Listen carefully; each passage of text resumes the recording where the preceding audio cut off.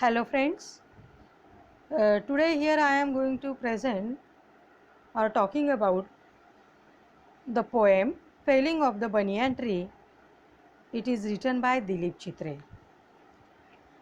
Dilip Chitre, who was a well-known poet as well as writer, teacher, painter, filmmaker also.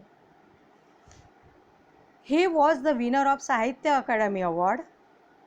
He writes poetry in both Marathi and English language. So he called as a bilingual writer.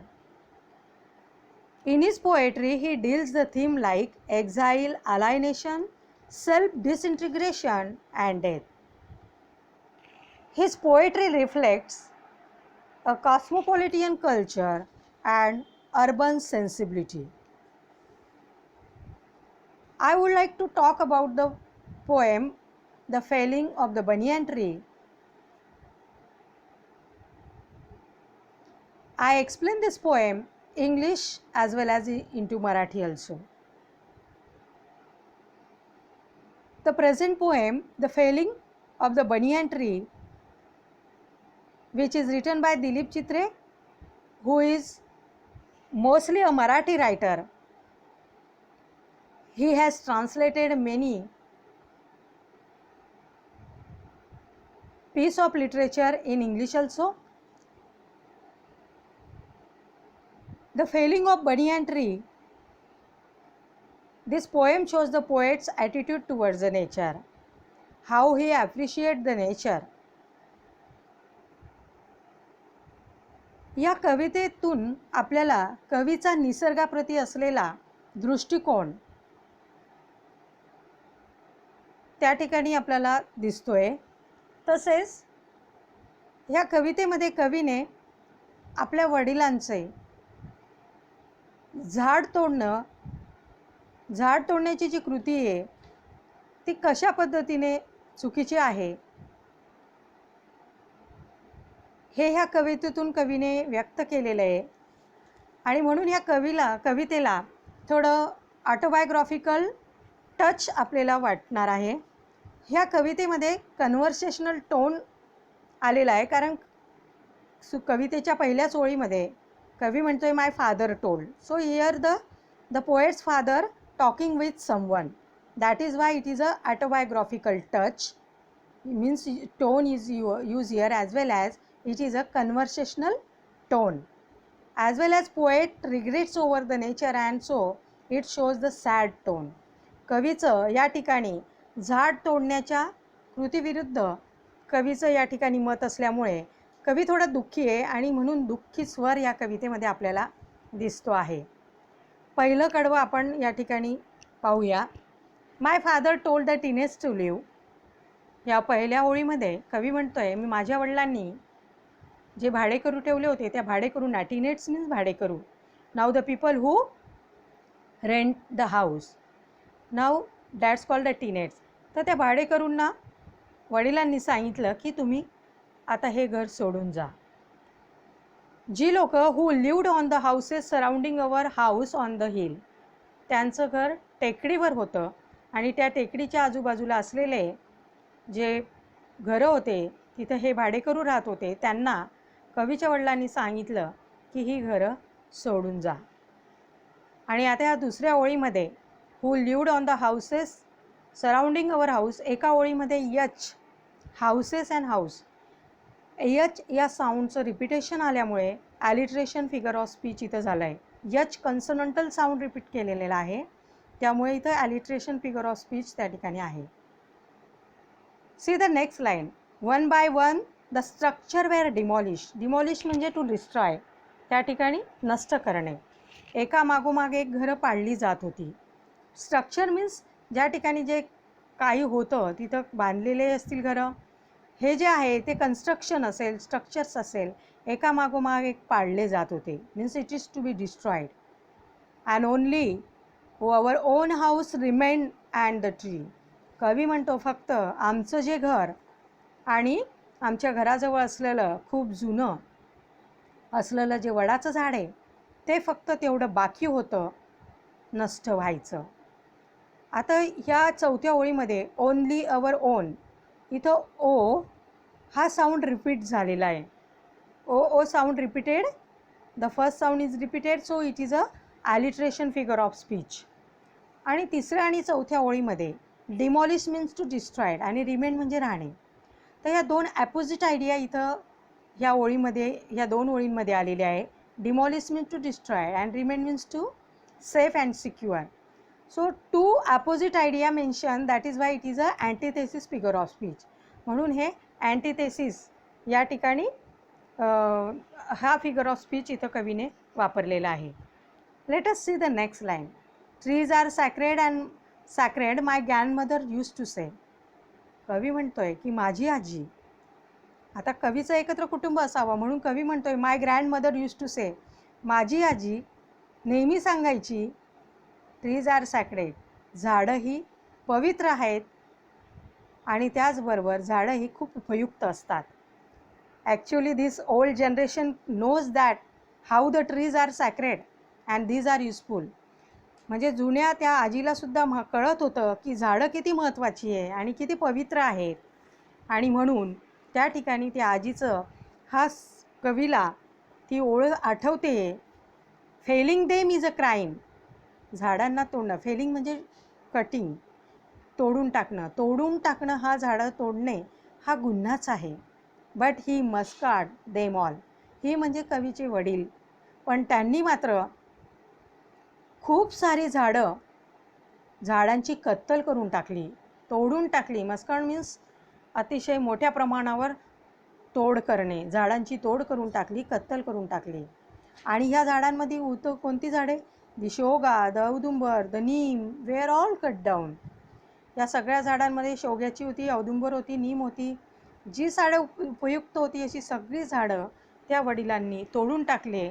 जरी आजी सांगत होती की तो गुन्हा आहे, ती पवित्र आहे, उपयुक्त आहे, but father who is not in condition to listen all this message, ह्या सगळ्या गोष्टी ऐकण्याच्या मनस्थितीत कदाचित ती वडील नसतील, म्हणून त्यांनी ही झाडंही तोडून टाकली. But the huge banyan tree stood like a problem. ही झाडं नीम, औदुंबर, शोगा हे तोडणं सहज होतं, ती तोडली पण मोठं वडाचं झाड, बनियन ट्री हे मोठं वडाचं झाड जे आहे ते एखाद्या समस्येसारखं वाटत होतं कवीच्या वडिलांना. आणि म्हणून banyan tree and problem, here the compare banyan tree with the problem. कवीच्या वडिलांच्या दृष्टीने बनियन ट्री एक समस्या होती, म्हणजे इथं त्यांनी बनियन ट्रीला समस्येशी कम्पेअर केलं आहे. आणि म्हणून लाईक या शब्दामुळे डायरेक्ट कंपॅरिझन आलेली आहे आणि ते सिमिली फिगर ऑफ स्पीच त्या ठिकाणी झालेलं आहे. बनियन tree stood like a problem. In the next line, whose roots lays deeper than all our lives. So roots and lives are compared here. म्हणजे ज्या पद्धतीने आपल्या मेमरीज किंवा आपल्या ज्या स्मृती असतात एखाद्या याच्यामध्ये कायमस्वरूपी जशा काढल्या जातात, तशा वडाच्या झाडाचे ज्या रूट्स आहेत तशा त्या जमिनीत खोलवर गाडलेल्या असतात, ज्या नष्ट करणं कदाचित शक्य होत नाही. आणि म्हणून इथं रूट्स आणि मानवी जीवन यांची कंपॅरिझन इनडायरेक्टली कवीने केलेली आहे आणि तो मेटॅफर फिगर ऑफ स्पीच इथं दाखवतो आहे. Last line of the stanza, my father order it to be remove. शेवटी वडील खूप प्रॅक्टिकल होते, आजीचाही संदेश ऐकला नाही किंवा झाडांचंही महत्त्व कळलं नाही आणि म्हणून त्यांनी ते जे मोठं समस्येसारखं वाटणारं झाड आहे ते काढून टाकण्याचे आदेश दिले. Now my father order it to be remove काढून टाकणे, तिथून ते झाड उपटून काढायचं असे आदेश वडिलांनी दिलं. याच्यावरून कवीचे वडील फार प्रॅक्टिकल असावेत. Now in the next stanza, the banyan tree was 3 times as tall as our house. Banyan tree was 3 times as tall as our house. Its trunk had a circumference of 50 feet. Its scraggy aerial root fell to the ground. Now in these 3 lines the poet describe about the banyan tree. कवी इथं 3 ओळींमध्ये वडाच्या झाडाचा विस्तार वर्णन करताना म्हणतोय की हे झाड आमच्या घराच्या उंचीपेक्षा तिप्पट होतं. तिप्पट उंची त्या झाडाची होतं. इतकं उंचपर्यंत ते गेलेलं होतं. It's trunk had a circumference of 50 feet. आणि त्या झाडाची खोड जी साईज आहे 50 फूट इतकी त्या झाडाचा आकार त्या ठिकाणी होता. Its scraggy aerial roots fell to the ground. आणि त्या झाडाच्या स्क्रॅगी एरियल रूट्स म्हणजे पारंब्या, ज्या हवेत असलेल्या झाडाचे जे रूट्स हे हवेत असतात, वडाच्या झाडाचे रूट्स, आणि ते वरून खाली ज्यावेळेला येतात aerial roots fell to the ground, म्हणजे ते अतिशय अस्ताव्यस्त, स्क्रॅगी म्हणजे अस्ताव्यस्त उगवलेले असतात. तर असे ते त्या ठिकाणी अस्ताव्यस्तपणे त्यांचा विस्तार पसरलेला होता जमिनीवर. From 30 feet or so first they cut the branches. तर अशा प्रकारे 30 फूटपर्यंत असलेला हा जो सगळा विस्तार, जमिनीवर असलेला या पारंब्यांचा विस्तार, म्हणून सगळ्यात पहिले झाड तोडताना त्याच्या फांद्यांवर घाव घालण्यात आला. त्या फांद्या तोडण्यात आल्या. Sawing them. Saw is the instrument of cutting tree. करवतीसारखं असलेलं जे इन्स्ट्रुमेंट आहे त्याच्याने हळूहळू त्या ठिकाणी त्या फांद्या तोडण्यात आल्या, कापण्यात आल्या. And how many days it has taken? For 7 days. जवळजवळ 7 दिवस ते काम चालू होतं तोडण्याचं. आणि त्यानंतर द हीप वॉज यूज. झाड तोडल्यानंतर त्याच्यापासून त्याच्या फांद्या असतील, पानं असतील, खोड असेल, यांचा भव्य असा मोठा ढीग घरासमोर लागलेला होता. Insects and birds, last line of this stanza. Insects and birds began to leave the tree. Now the poet says, कवी इथं म्हणतोय की ह्या झाडावर, प्रचंड या मोठ्या झाडावर, फक्त हा मनुष्यांना ऑक्सिजन देण्यापुरतं उपयुक्त नाही आहे, सावली देत नाही, तर या झाडांवर पशुपक्ष्यांचं आणि इतर जे काही किडे, या सगळ्यांचं त्या ठिकाणी जीवन होतं. त्यांचे घरं इथं वसलेले होते, त्यांचा तो आश्रय होता, तो निवारा होता. आणि म्हणून जेव्हा ते झाड तोडलं गेलं तेव्हा ह्या पक्ष्यांचा निवारा त्या ठिकाणी गळून पडला. आणि म्हणून त्यांनासुद्धा ते झाड सोडावं लागलं. फक्त भाडेकरूंनाच नाही, तर या ठिकाणी पशुपक्षी यांनासुद्धा या झाडाचा निवारा त्या ठिकाणी सोडावा लागला. आणि अशा पद्धतीने ते पशुपक्षी होमलेस झाले. त्यांनासुद्धा आता नवीन घर शोधावं लागणार होतं. Now let us the last stanza. And then they came to its massive trunk. अशा पद्धतीने 7 दिवस फांद्या कापल्यानंतर या ठिकाणी हे सगळे आता त्याचं खोडाकडे आले होते. मॅसिव म्हणजे भव्य असं जे त्याचं खोड होतं, ते जे खोड तोडण्यासाठी the 50 men with access chop and chop. ते खोड तोडण्यासाठी जवळजवळ 50 माणसाची कुमक त्या ठिकाणी 50 जणांची त्या ठिकाणी नियुक्ती केली. म्हणजे 50 जणांच्या साह्याने त्या झाडाचं ट्रंक तुकड्या तुकड्यांमध्ये तोडून टाकलं. Chop and chop. त्या ठिकाणी त्याला कट करण्यात आलं. Chop and chop. The word is repeated. This word repeated in the same line.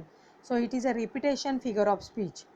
म्हणजे चॉप चॉप हा शब्द पुन्हा रिपीट झाला आहे, म्हणून रिपिटेशन फिगर ऑफ स्पीच या ठिकाणी आहे. The great trees reveal it's rings of 200 years.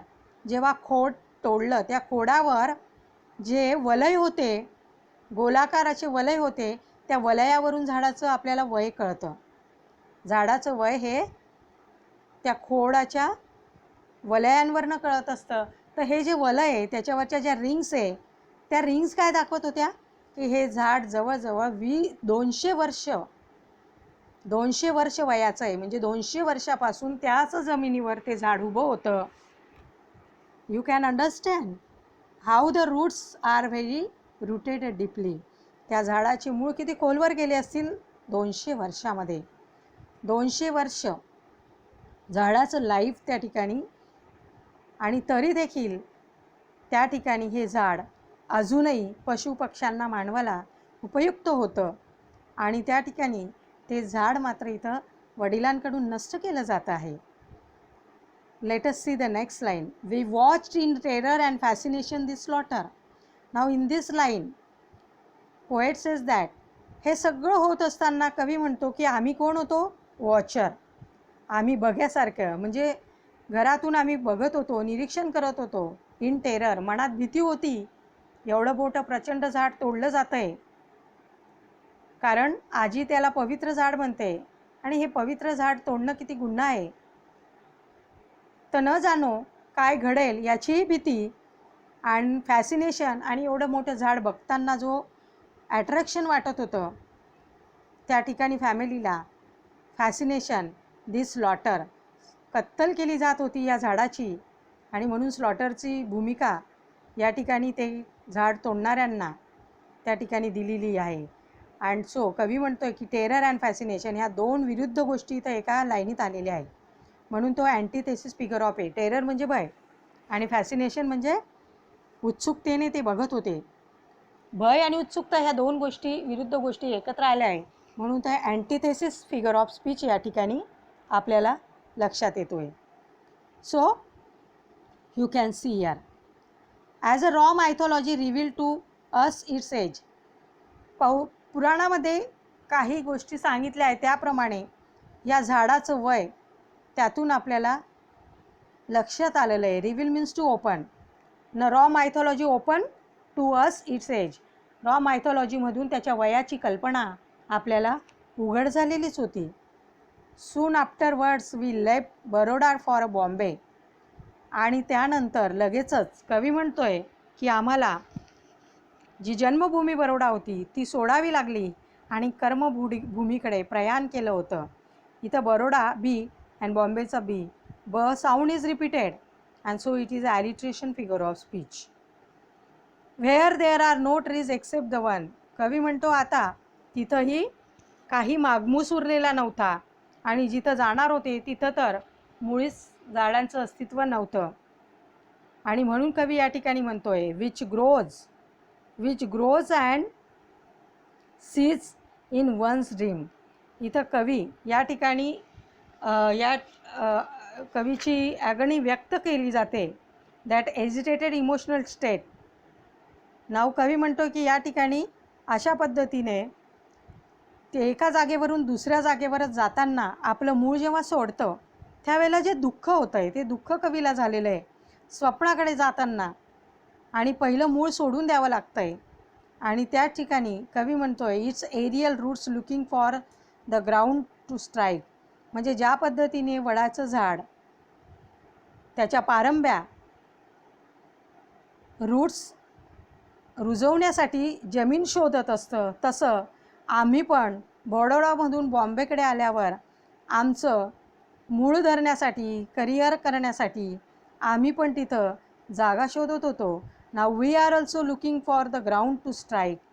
म्हणजे या ठिकाणी तिथं या बॉम्बेमध्ये या कवी म्हणतोय की अशा प्रकारे सेटल होण्यासाठी आम्ही पण जागा शोधत होतो. ज्या पद्धतीने वडाची पारंबी स्वतःचं बीज रुजण्यासाठी जागा शोधत असते, अशा प्रकारे या कवितेमध्ये कवीने मानवी जीवन आणि झाड यांचं या ठिकाणी अशा प्रकारे हे करून जीवनात त्यांचं महत्त्व कसं आहे ते या ठिकाणी व्यक्त केलेलं आहे.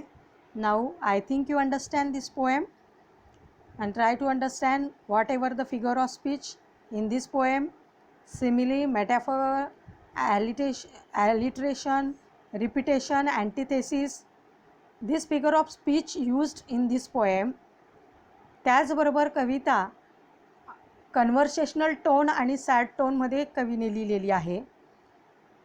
कवितेला थोडा ऑटोबायोग्राफिकल टच आहे, कारण सब्जेक्टिव्ह पॉईंट ऑफ व्ह्यूने ही कविता कवीने लिहिलेली आहे. आणि त्याच पद्धतीने ह्या कवितेमध्ये कवी इथं राईम स्कीम नाही आहे. ही कविता फ्री वर्सने लिहिलेली आहे, मुक्तछंद पद्धतीने ही कविता लिहिलेली आहे.